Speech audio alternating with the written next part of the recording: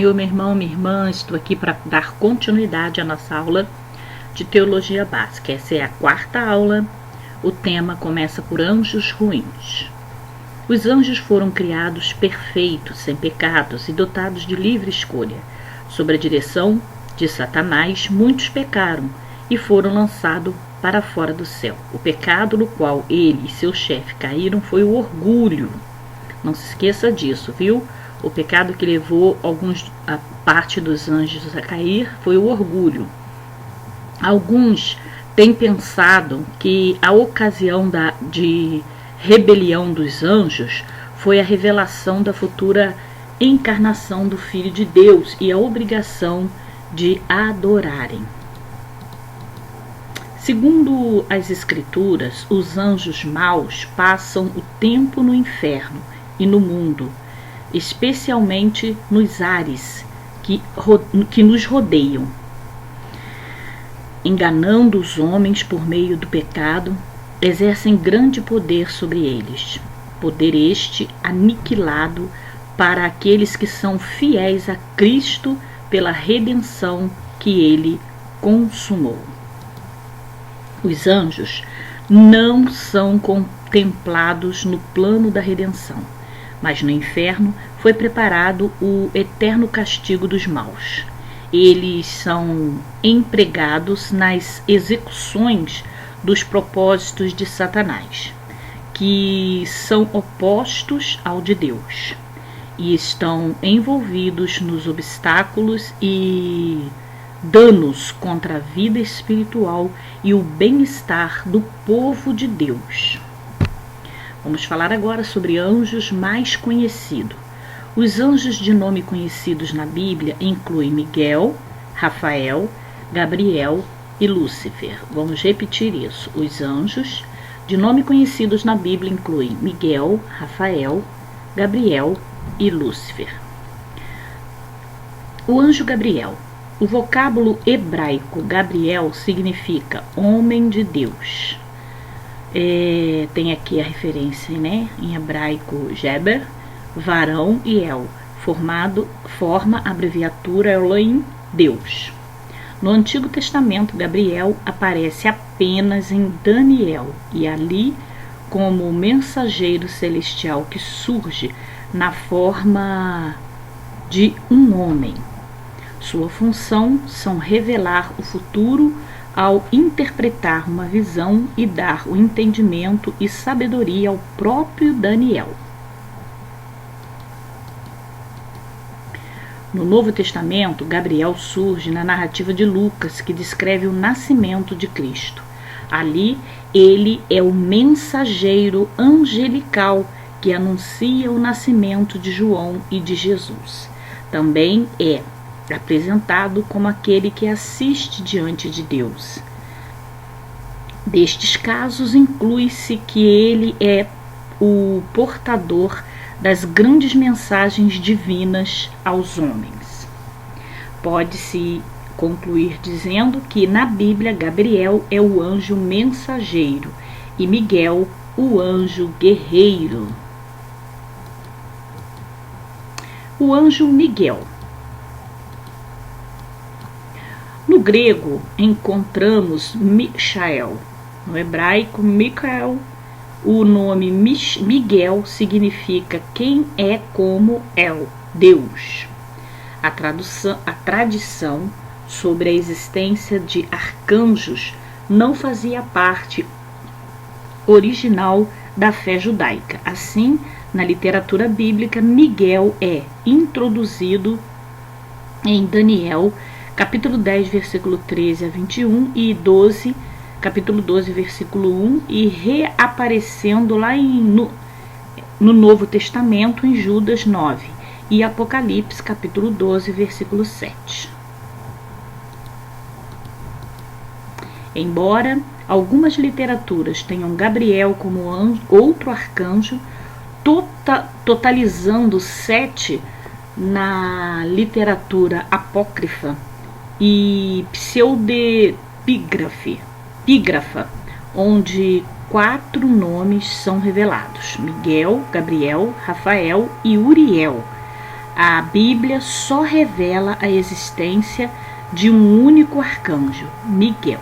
Veja bem, nos livros apócrifos, né, que são os livros acrescentados ali pela Igreja Católica, Miguel, Gabriel, Rafael e Uriel são os arcanjos que aparecem, mas na nossa Bíblia protestante, a única existência de arcanjo é Miguel, só existe Miguel. Este é demonstrado pelo fato de que o termo só aparece no singular, não diz os arcanjos, diz arcanjo. Ademais, a pronúncia está ligada unicamente ao nome de Miguel, donde se conclui biblicamente que só existia um anjo assim denominado arcanjo, ou anjo-chefe, e que esse arcanjo chama-se Miguel. O Miguel que se pode encontrar no Novo Testamento surge no Antigo Testamento apenas no livro de Daniel. Então você entendeu que esse arcanjo no Antigo Testamento só aparece ali para Daniel, só surge ali no livro de Daniel, e depois vai aparecer lá no livro de Lucas, mencionando o nascimento de Jesus e de João Batista. Como Gabriel, Miguel é um ser celestial. Tem, no entanto, responsabilidades especiais como campeão de Israel contra o anjo rival dos persas e comanda os exércitos celestiais contra todas as forças sobrenaturais do mal na única grande batalha.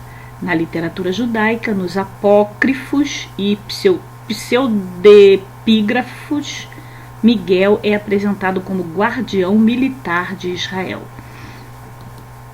No Novo Testamento, Miguel aparece apenas em 2 ocasiões. Em Judas 9, há referência a uma disputa entre ele e o diabo com respeito do corpo de Moisés, e essa passagem é bastante polêmica, porque Orígenes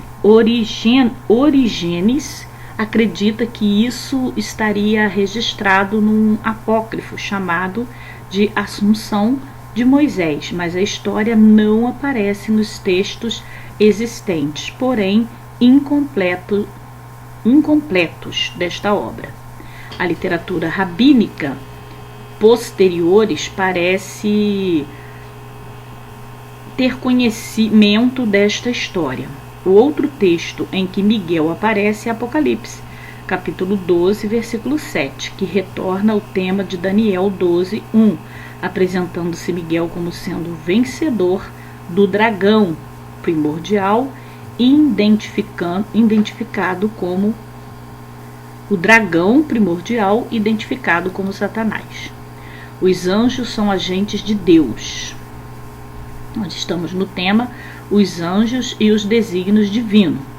Os anjos são agentes de Deus, ou seja, agem por ordem dele, com D maiúsculo, de Deus. Também são seus mensageiros,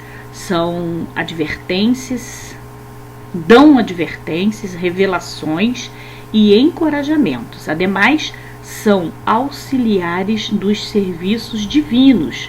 Por isso, em momento de apuro, um crente pode pedir a Deus, preste atenção nisso, em momento de apuro, um crente pode pedir a Deus que envie um anjo para ajudá-lo. Não é pedir o anjo que vem ajudá-lo, não. Pedir a Deus que envie um anjo para ajudá-lo.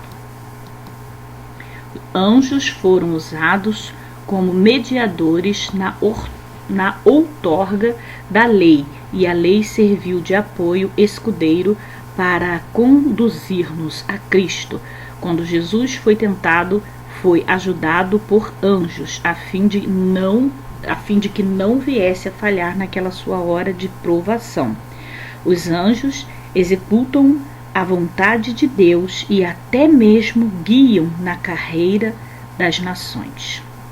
Alguns supõem logicamente que os anjos têm poderes criativos, podendo estar envolvidos em alguns aspectos da criação no passado ou no presente.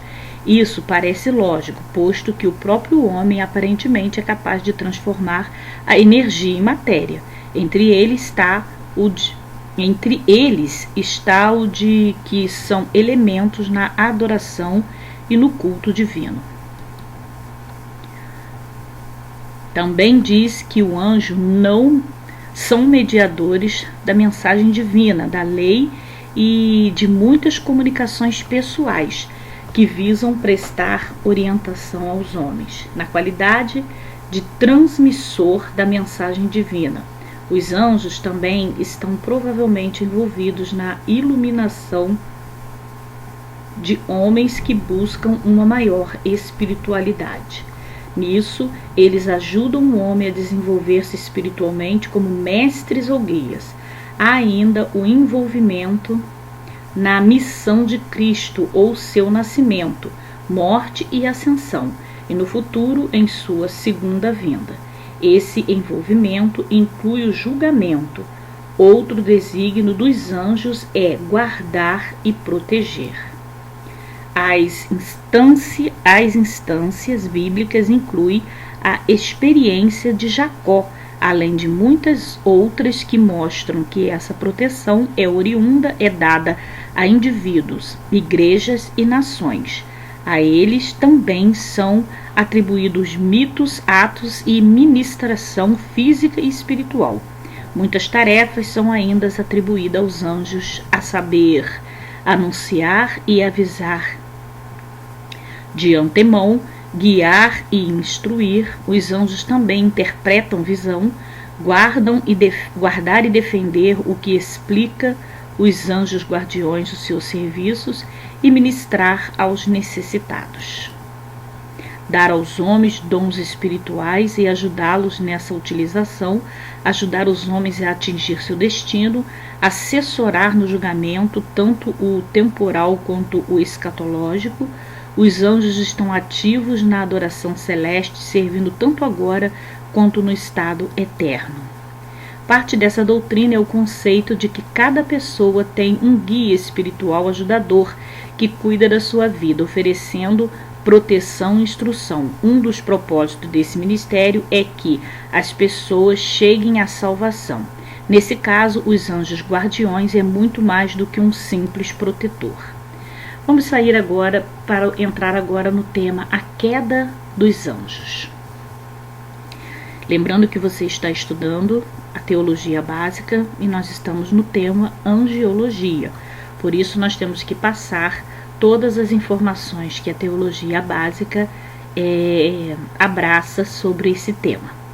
Tudo nos leva a crer que os anjos foram criados em estado de perfeição. Em Gênesis, lemos 7 vezes que o que Deus havia feito era bom, mencionado que viu Deus que tudo quanto fizera, e eis que era muito bom. Isso certamente inclui a perfeição dos anjos em santidade quando originalmente criados.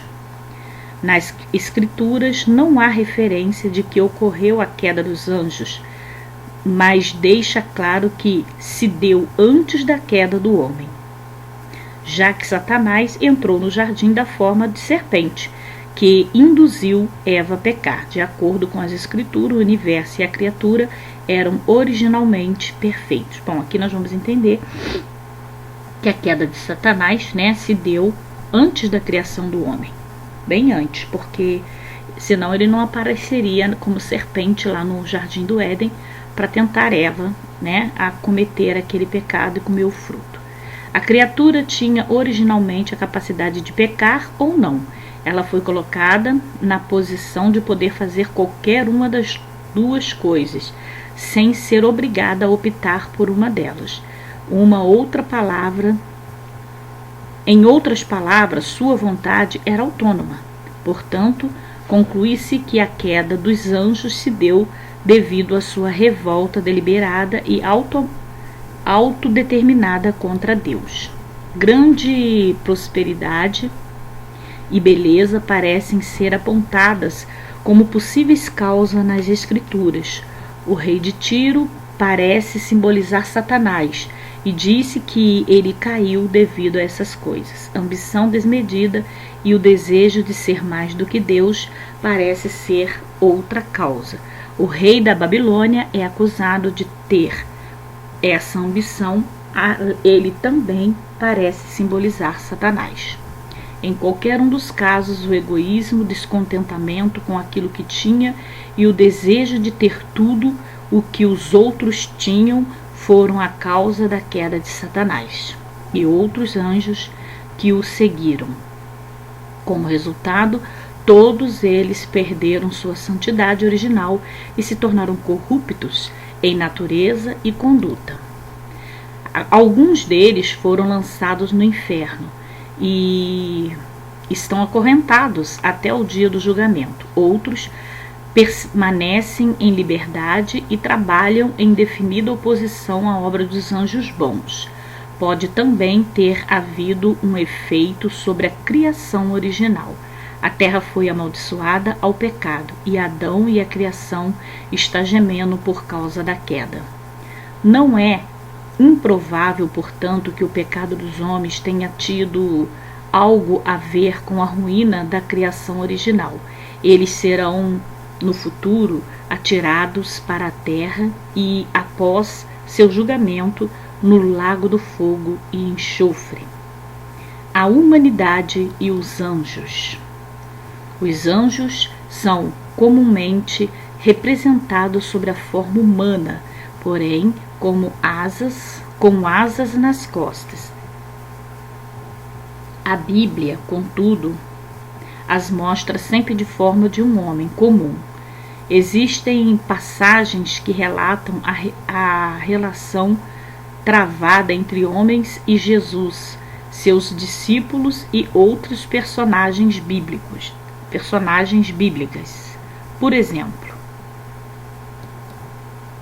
Elias, sustentado por um anjo, lá em 1 Reis, capítulo 19, versículo 5.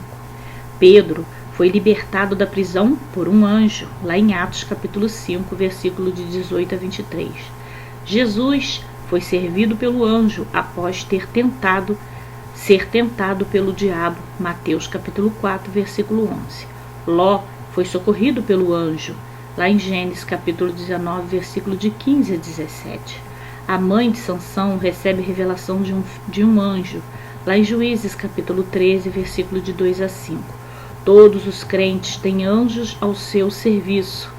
Hebreus, capítulo 1, versículo 14, e Atos, capítulo 12, versículo 15. Mateus, capítulo 18, versículo 10 e Salmos, capítulo 34, versículo 7. No próximo áudio, na próxima aula, nós vamos estudar e vamos mencionar e vamos aprender o que significa demonologia. Até lá, a paz do Senhor.